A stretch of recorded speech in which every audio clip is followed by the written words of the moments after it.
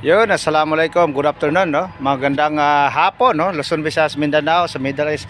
Dito tayo ngayon sa properties po ng DNR, no? Ito yung kanilang boat rescue dito sa may flat floating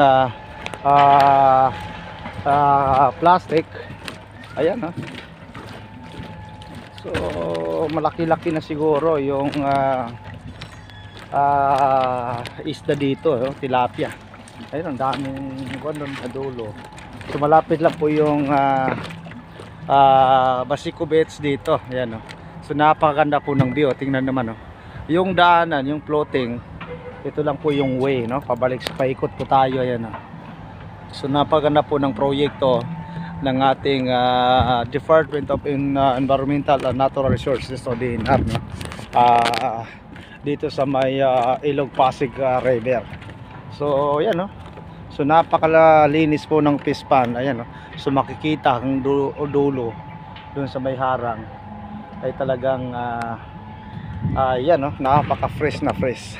So yan, so Pasig River Coordinating Office dito sa may Basico compound. So ipapakita lang natin, no, ang ating view ng kagandahan ng kalikasan. Ayan, no. So pabalik po na pa tayo dito sa may Block 9, no? So may mga tropa. So wait lang po kayo dyan, inshallah. So ito after namin mag coffee. Yan, no? So napakaganda, no? Yun. Yan. So picture muna tayo. 1, 2, 3. Yan.